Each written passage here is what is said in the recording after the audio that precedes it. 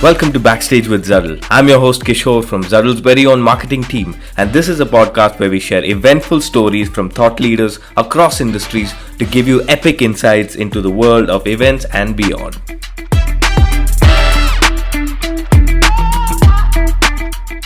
Fantastic. Happy to be here. Big fan of what your company is doing, and was super excited to be on the show today. Awesome. Super glad to hear that. So to start off, I thought it would be a good idea to kind of hear from you about your journey so far into the marketing space and the different companies you've worked with in your own style. So please go ahead.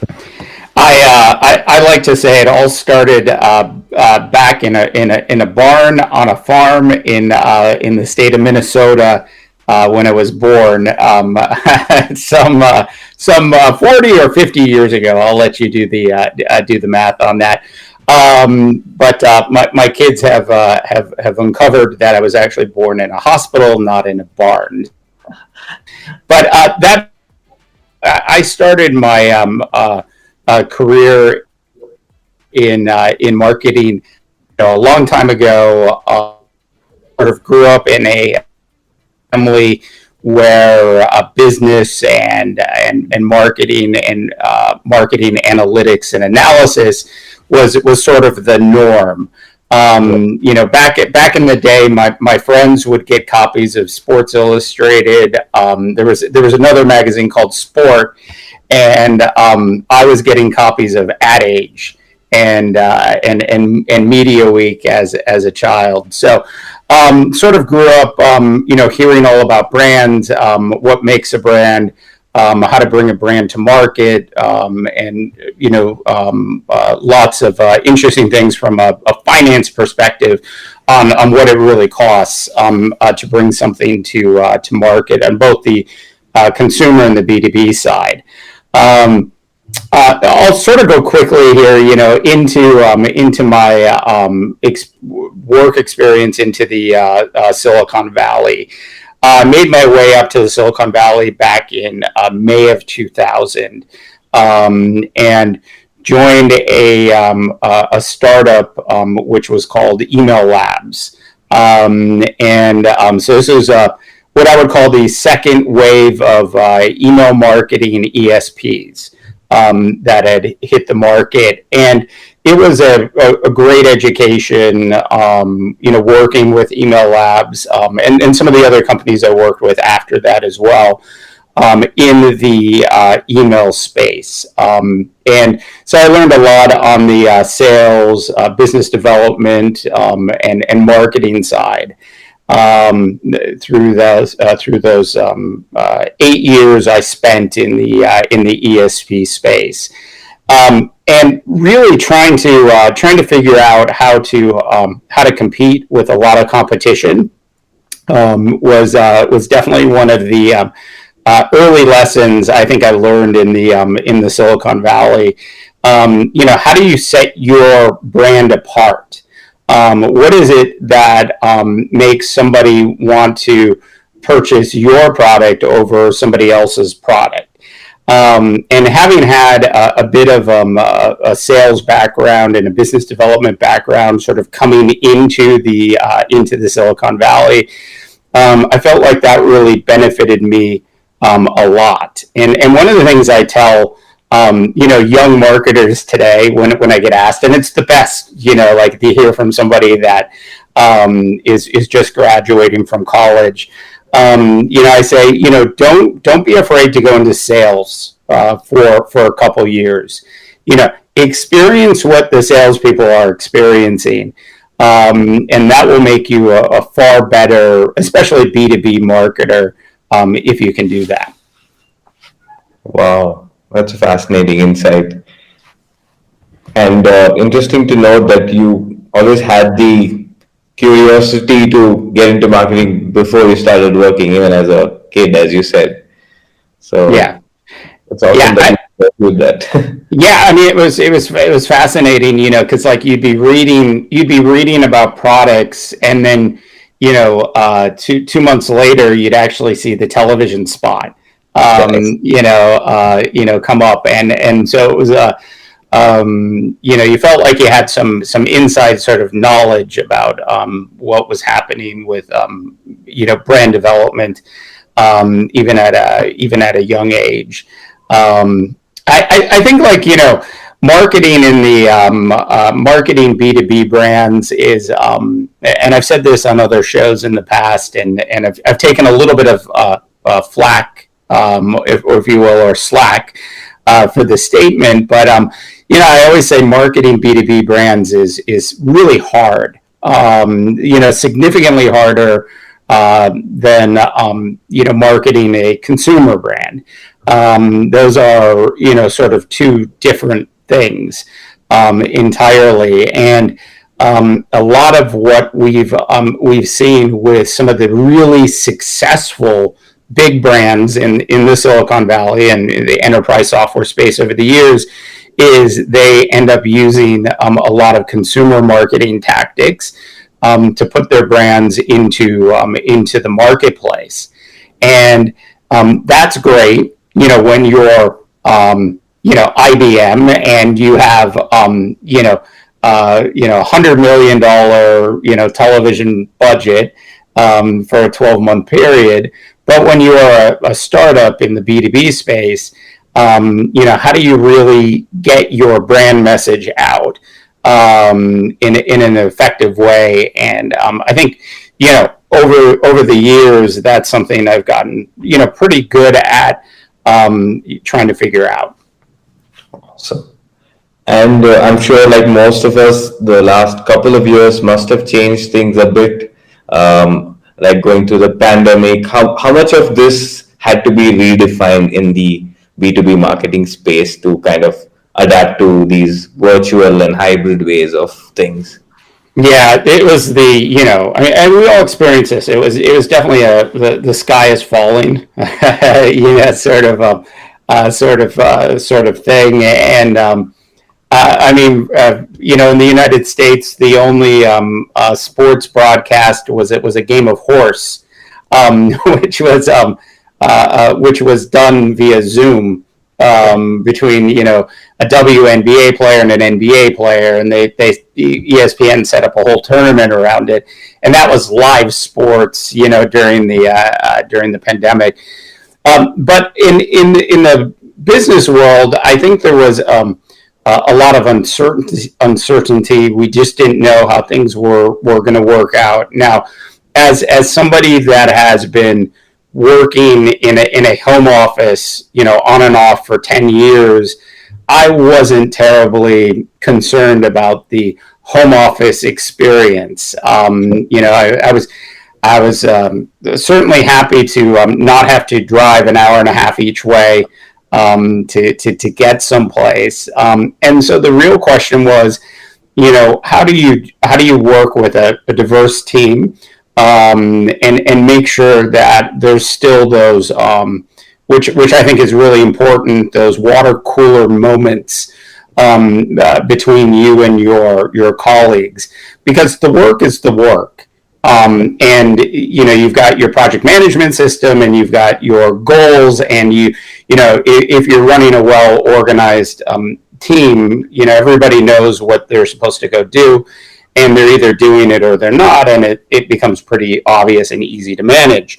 But the water cooler moments, the ability to connect with your team members, that was definitely an adjustment, I think, for a lot of people.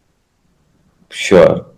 And how did you leverage, say, technology to kind of achieve that? Was it like something that was sort of a challenge initially, or something that came naturally to you? Yeah, it's a great question. It's sort of funny too, because you look back on the COVID era, and it seems almost so long ago now. Yeah. And it's not. It really isn't. I think, I definitely try to put more of an importance on project management systems, and really making sure we were, trying to keep everybody aligned with what everybody was supposed to be working on. It does become really challenging if you have a international team. So if you have a marketing team that has 40 plus employees in it, and they're spread out across 5 different continents, and you're trying to figure out how do I get 2 more people on the other 2 continents, and you're trying to figure out like how do you manage all of this, and how do you bring this all together. So the team meetings became really important. The individual one-on-one conversations became very important.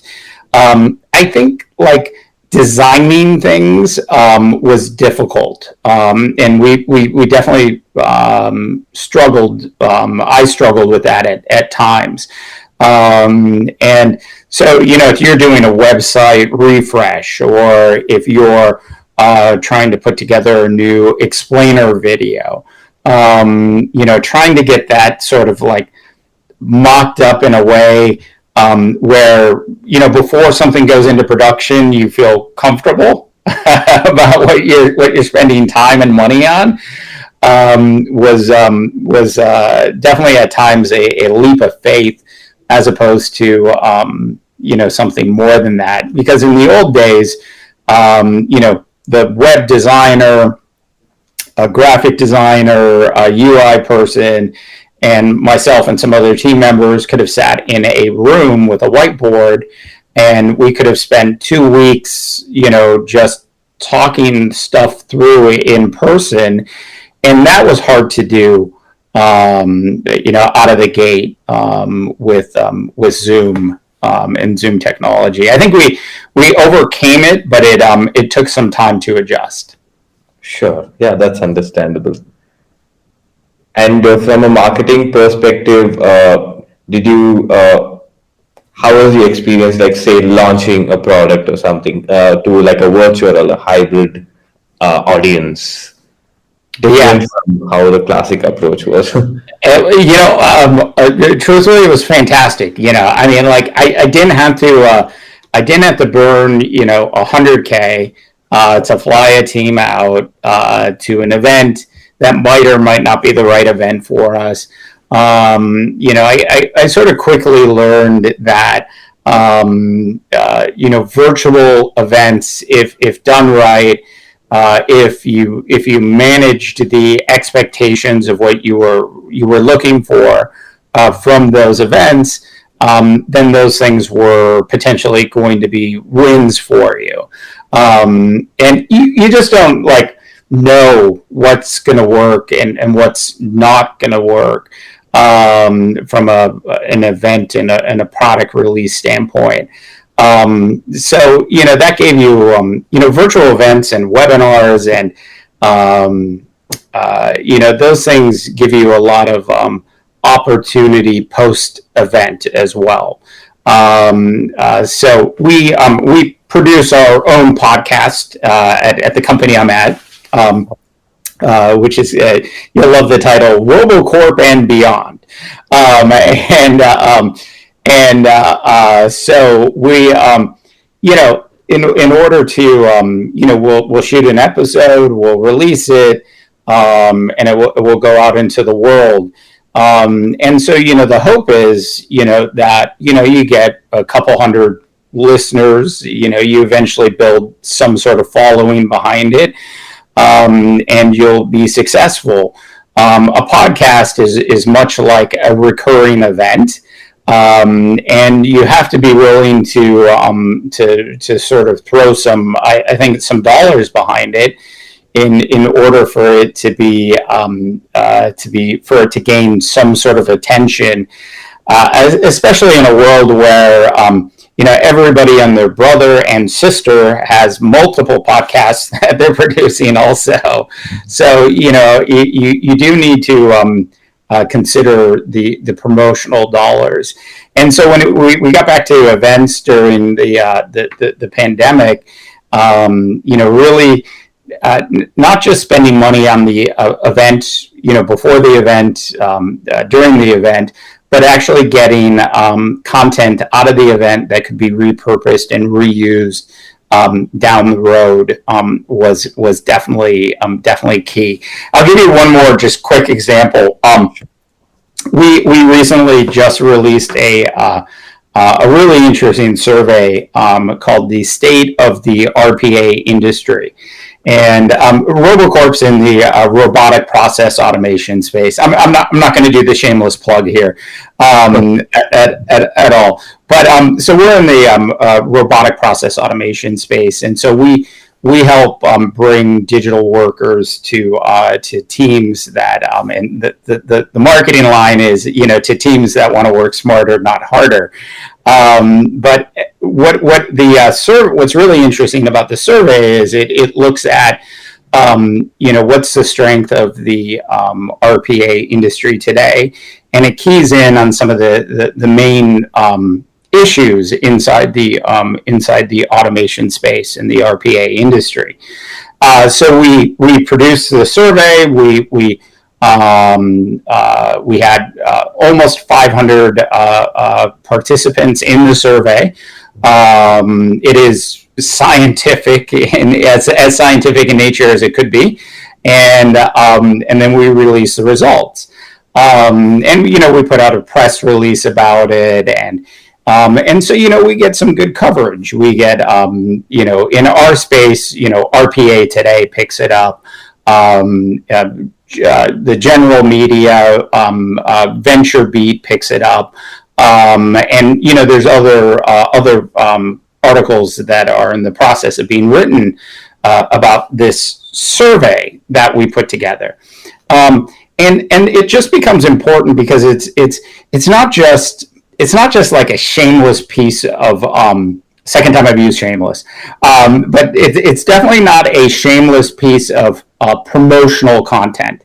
It is an important piece of content that we produced that we think will help people, regardless of whether or not they end up working with Robocorp, will use to their benefit if they're exploring automation and bringing automation into their organizations. And I think that's really in a roundabout way, as I've gone 360 degrees here. It goes back to the sort of the quality of content wins out, and you really do need to make sure that when you're producing things, you're producing things at a high level that has actual value for the people that are going to attend. So, have you ever been to like a virtual event? Yeah. And it got promoted to you, and you go to the event, and you're like, "There's just nothing here for me." Yeah, it's like this person looks, well, they're entertaining at least, or they're not entertaining, and they're just not providing me any value. So that was definitely the big challenge with a lot of the events that took place during the pandemic, and even the events, virtual events, and even in-person events that are happening today. It's the same thing. Is it the right place for your brand to be? And a lot of times the answer is if it's not a resounding yes, then it's probably, if you don't have, Salesforce budgets, marketing budgets, then it's probably worth not spending time on. I'd rather do less events and do them well than do a bunch of events that may or may not be the right fit for our audience. Absolutely, and that ties in with something that we've also been seeing that customers want in terms of solutions. They don't want a lot of events, but they want highly engaging and quality events, basically. Yeah, absolutely. Since you spoke about Robocorp, I was just curious to kind of know how the scope of automation has changed over the years and how big a role the pandemic played, maybe. Yeah. I think so. The RPA industry, robotic process automation industry, which is not actual robots. It's software bots.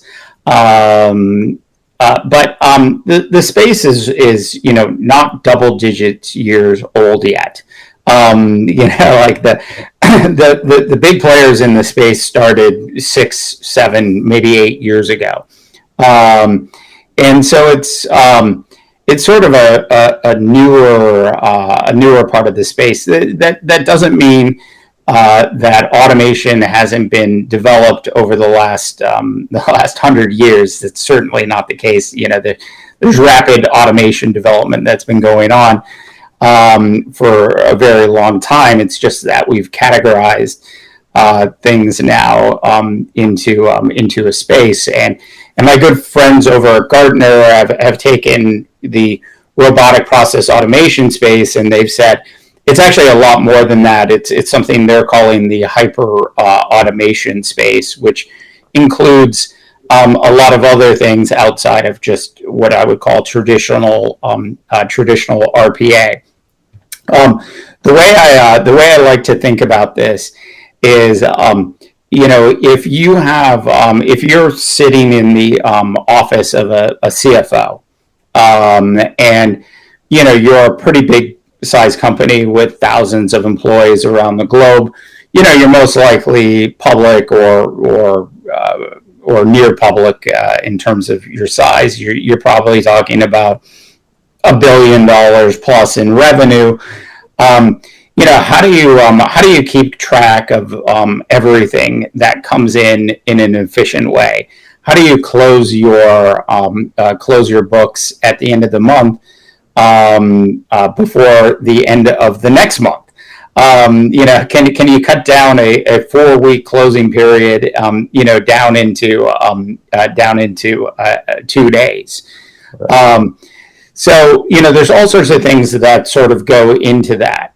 And so, the ability to automate payroll, purchase processing from offices all over the globe, and have all of that information sort of tied back into a single source is the holy grail of what automation can do.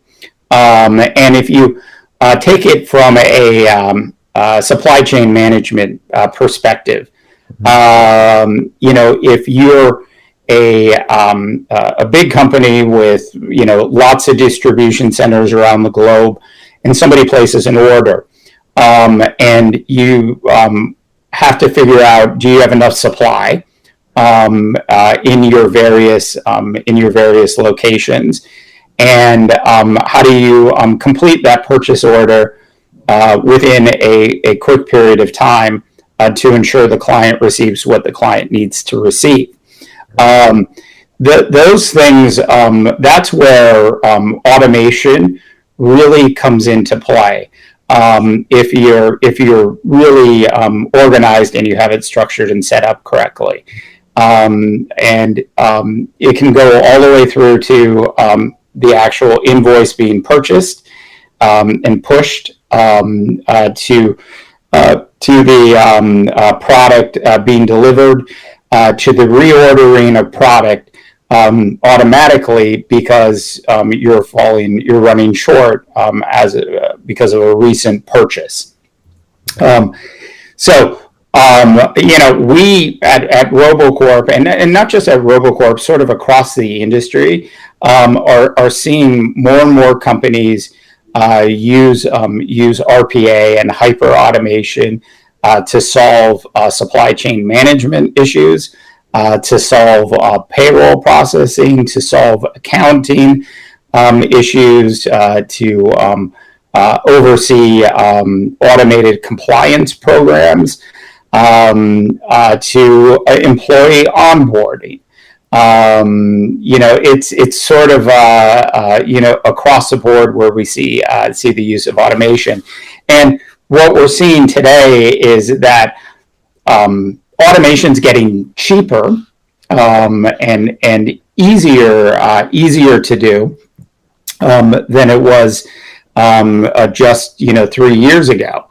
And what we're seeing more and more of is instead of paying for expensive software licenses to build these automations, if you can bring a product to market that is a consumption-based pricing with the bot control system being in the cloud, you can take what would have taken 6 months to a year to get a supply chain management automation program off the ground. You could literally get that off the ground in 4 weeks for like a quarter of the price of what it would have cost just 12 months ago. So as more and more companies adopt automation, we're going to see the pricing models change around automation, and we're going to see an acceleration of automation being used sort of across the board in a lot more ways. Wow, that's pretty fascinating because I never knew that it permeated to so many industries as you explained. Yeah. And that kind of sparked a question in my mind. So, with so many different customer profiles, how does your how does that shape your marketing strategy? Do you have a different approach to kind of get the attention of some, like say, customer profiles in payroll or onboarding? How do you figure out how to kind of enhance Robocorp's visibility with all these very varied kind of customer profiles? Yeah, this is where I want that $40-50 million a year budget, and it becomes a lot easier, right? Yeah, so I mean we're really without giving away too much of the secret sauce, but like a lot of good marketers are really tactical in how we approach these challenges. It's always easier to just pick an industry and just go be great in that industry. But the RPA space doesn't quite work that way. And the industry as a whole involves a lot of partnerships, involves a lot of consulting and major consulting companies that you end up working with. And they tend to be pretty diverse in their customer bases. So, we talked about departments.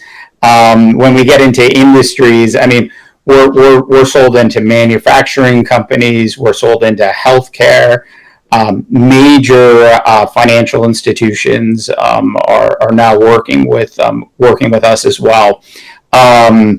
And then, of course, there's always the retail and the education space, which are also ripe for more automation to be coming into the future.